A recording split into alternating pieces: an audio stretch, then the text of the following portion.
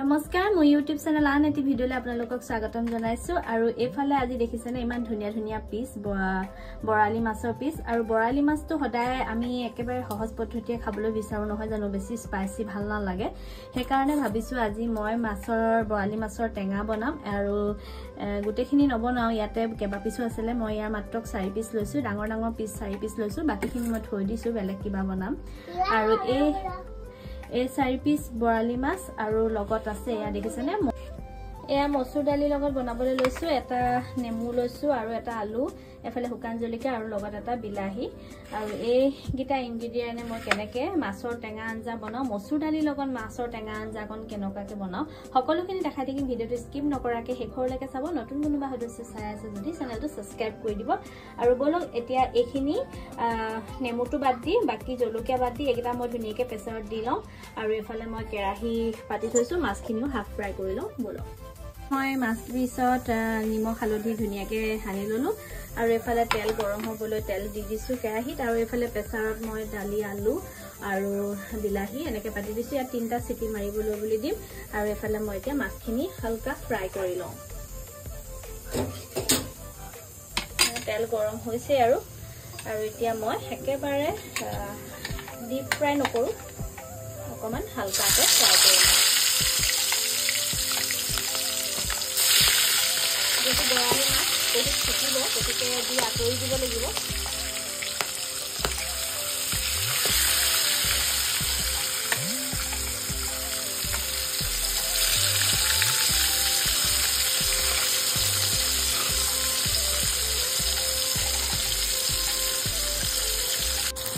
এয়া চাওক মোৰ মাছটো হালকা ফ্ৰাই কৰা হৈ গ'ল কাৰণ বেছি ফ্ৰাই কৰিলে মাছৰ আঞ্জাখনৰ টেষ্টটো অকমান কমি যায় গতিকে এনেকে হাফ ফ্ৰাই কৰি লৈছো আৰু এতিয়া মই এইখিনি নমাই দিছো একেবাৰে হালকা ফ্ৰাই কৰিছো কাৰণ আকৌ বইল হ'ব লাগিব তেতিয়া বইল হওঁতে গোটেইখিনি ধুনীয়াকে সিজি যায় পাপা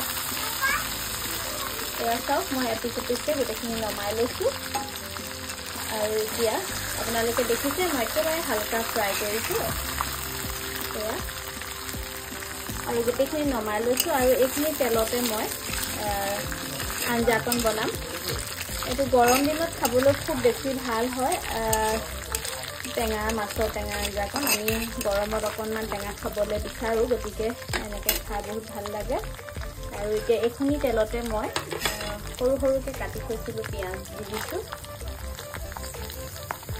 এয়া দেখিছে পিয়াজ দি দিছো পিয়াজখিনি অকমান সময় ভাজি লওঁ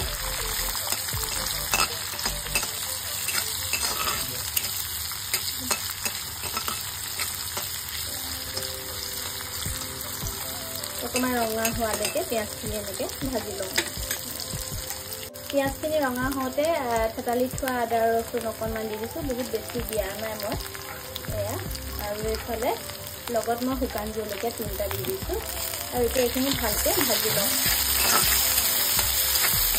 একেবাৰে সহজ পদ্ধতিৰে বনাইছোঁ একো মছলা এড কৰা নাই একেবাৰে নৰ্মেল আৰু আপোনালোকে এনেকে বনাব পাৰিব আৰু বিশেষকৈ এই ৰেচিপিটো মই খাইছিলোঁ মোৰ মামাৰ ল'ৰাটো বিয়া আছিলে বিয়াত মানে টোপনি ক্ষতি হৈছে পিছদিনাখনি আমাৰ মাহীহঁতে এনেকে বনাইছিলে আমি খাইছিলোঁ সেই ৰেচিপিটো আজি মনত পৰিলে বিশেষকৈ এওঁ মাছো আনিলে চেম তেওঁলোকেও তেনেকৈ মাছ দিয়ে বনাইছিলে গতিকে আজি মোৰ সেইটো ৰেচিপি ট্ৰাই কৰোঁ বুলি মচুৰ দালিৰ লগত মাছৰ টেঙা আপোনালোকে খাইছেই চাগে বহুতে সেইকণ কিন্তু আজি মোৰ এইটো অকণমান বেলেগকৈ বনাইছোঁ কাৰণ ইয়াৰ এটা সোৱাদ বহুত ধুনীয়া সোৱাদ হয় যিসকলে মাছ খাই ভাল পায় মাছৰ টেঙা খাই ভাল পায় তেওঁলোকে এইটো ট্ৰাই কৰিবই খুব বেছি ভাল হয় আৰু এইফালে মই সেইখিনি অকণমান ৰঙা হোৱালৈকে ভাজি লৈছোঁ কাৰণ কেঁচা গোন্ধটো থাকিলে ইমান ভাল নালাগে আদা ৰচুনৰ পূৰা ভাজি দিওঁ মই সেইকাৰণে অকণমান ৰঙা হ'বলৈ বুলি এৰি দিছোঁ আৰু আনফালে মোৰ এয়া হৈ গ'ল বইল আৰু এয়া গোটা বিলাহীটো দেখিছে নহয় এই গোটা বিলাহীটো মই এতিয়া উলিয়াই ল'ম আৰু ইয়াতে মই গোটা বিলাহী উলিয়াই লৈছোঁ আৰু তাৰ বাকলিটো ইয়াত দেখিছে ধুনীয়াকৈ অলপ গৰম হৈ আছে কিন্তু মই এনেকৈ আঁতৰাই লৈছোঁ এইটো মই নিদিওঁ আৰু এই বইল বিলাহীটো মই ইয়াত দি দিছোঁ দেখিছেনে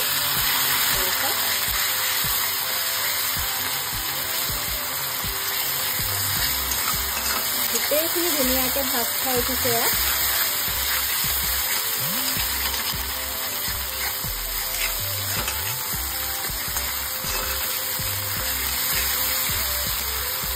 বিলাহী একেবাৰে ভাঙি গুড়া কৰি দিছোঁ।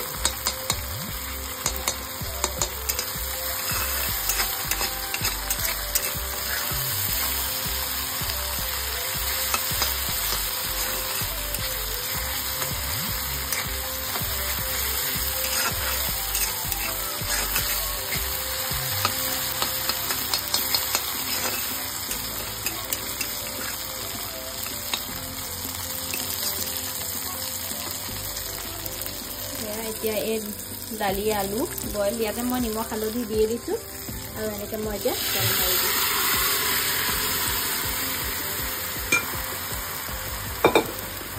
দেখিছে এইখিনি মই এতিয়া ভালকৈ উতলিবলৈ দিম আৰু ইয়াতে মই মাছ দি দিম। তেতিয়া মাছৰ সোৱাদটো বহুত ধুনীয়া হৈ যায়। আৰু আলু আমাৰ 4টা মানুহ, গতিকে এটা আলুৱে হৈ গৈছে 4 পিচ। আপোনালোকে যদি বিচাৰে আলুটো স্কিপ মানে নিদিবও পাৰে। মই আলু দি দিছোঁ কাৰণ আলু এপিচ মাছ এপিচে সৈতে বাতিটো সজাবলৈও ভাল হয়, গতিকে এনেকৈ দি দিছোঁ। আৰু এইখিনি এতিয়া ভালকৈ উতলিবলৈ বুলি দিম। এয়া চাওক খুব ধুনীয়াকৈ উতল আহিলে আৰু উতল আহোঁতে মই মাছ 4 পিচ দি দিছোঁ। আৰু সেই মাছ কিপিছো ধুনীয়াকৈ সিজিব লাগিব কাৰণ মই হাফ ফ্ৰাই কৰিছিলোঁ। এতিয়া ইয়াতে ধুনীয়াকৈ সিজি লওক আৰু এয়া অলপ ভালদৰে সিজিবলৈ বুলি দিছোঁ। আৰু এতিয়া মই গেছৰ ফ্লেমটো কমাই দিছোঁ ভালকৈ অকণমান উতলা হওক। এয়া দেখিছে এই নেমুটো এতিয়া মই কাটি লৈছোঁ। ইয়াত বিলাহী এটা দিছোঁ সৰু চাইজৰ, কিন্তু মাছৰ টেঙা বুলি ক'লে অকল বিলাহীটোৱে গোটেইখিনি টেঙা আনিব নোৱাৰে, গতিকে নেমু লৈ লৈছোঁ মই এটা। আৰু এই নেমুটো মই এতিয়া এনেকৈ ইয়াত বাতি এটাত ধুনীয়াকৈ চেপি উলিয়াই ল'ম ৰসকণ। আৰু এয়া দেখিছে ৰসো আছে বাৰু নেমুটো। এনেকৈ একদম গোটা এটা নেমু দি দিছোঁ কাৰণ টেঙা মাছৰ টেঙা বুলি ক'লে টেঙাটো অলপ হ'বই লাগে। আপোনালোকে যদি কম টেঙা খায় তেতিয়াহ'লে কমকৈ চেপি ল'ব। আৰু মই এটা নেমুৱে চেপি দিছোঁ এনেকৈ ৰসকণ উলিয়াই লৈছোঁ।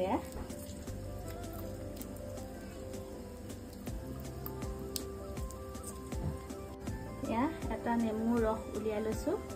আৰু এতিয়া মই কেনেকৈ এড কৰিম আপোনালোকক দেখাইছোঁ। এইখিনি ধুনীয়াকৈ উতল আহি গ'ল। মাছৰ তৰকাৰীখন দেখিছেনে খুব ধুনীয়া হৈছে আৰু মাছখিনিও সিজি গৈছে। ইয়াত মই দাইলখিনি বইল কৰোঁতে মই নিমখ হালধি দিয়ে দিছিলোঁ, তথাপিতো অকণমান নিমখ এড কৰি দিছোঁ কাৰণ এই টেঙাখিনি দিম যে। এতিয়া মই গেছটো অফ কৰি এই মাছৰ টেঙা এয়া চাওক ধুনীয়াকৈ টেঙা জোলকণ দি দিলোঁ। আৰু ইফালে ধুনীয়াকৈ মই ধনিয়া চেপি দিছোঁ। এয়া মোৰ আজি মাছৰ টেঙা ৰেচিপি ৰেডি হৈ গ'ল।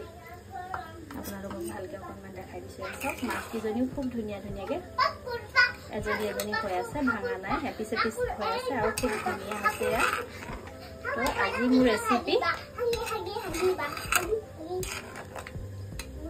আজি মোৰ ৰেচিপিটো চাই কেনেকুৱা পালে জনাব। আৰু এয়া মোৰ আজি মাছৰ টেঙা আঞ্জা ৰেডি।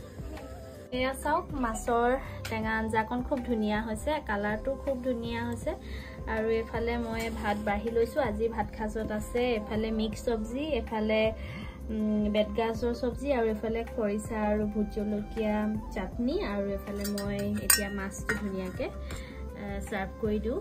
এয়া দেখিছে খুব ধুনীয়াকৈ আৰু এপিচ আলুৰে সৈতে